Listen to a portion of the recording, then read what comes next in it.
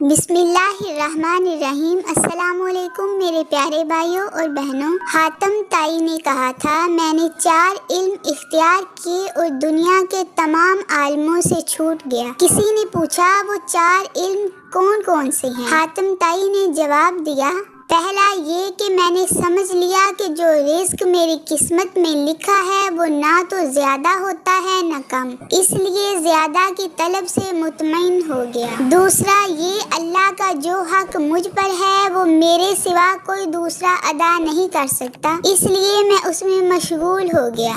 تیسرا یہ کہ ایک چیز مجھے ڈھونڈتی ہے اور وہ ہے موت، میں اس سے بھاگ نہیں سکتا، لہٰذا اس کے ساتھ سمجھوتا کر لیا۔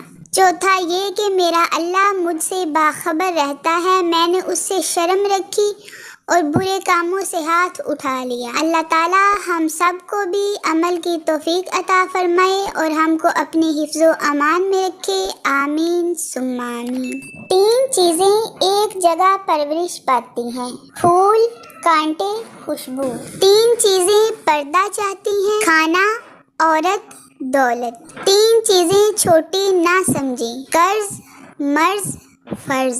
3 چیزوں کو بڑھاؤ، عقل، ہمت، محبت۔ 3 چیزیں ہر ایک کی جدا ہوتی ہیں، صورت، سیرت، قسمت۔ 3 چیزیں انسان کو تباہ کر دیتی ہیں، حرص، حسد، غم۔ 3 چیزیں بائی کو بائی کا دشمن بنا دیتی ہیں، زن، زر، زمین۔ 3 چیزیں حافظہ کو قوت دیتی ہیں، روزہ، مسواک، تلاوت قرآن۔ 3 چیزیں زندگی میں ایک بار ملتی ہیں، والدین، حسن، جوانی۔ کیا آپ لوگ حج پر جانا چاہتے ہیں؟ جس کی بھی شدید خواہش ہے حج کی؟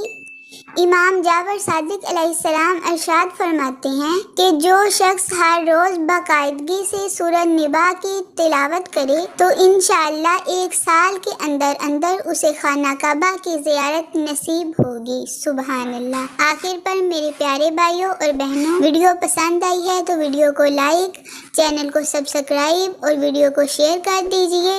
جزاک اللہ خیرا۔ اللہ حافظ۔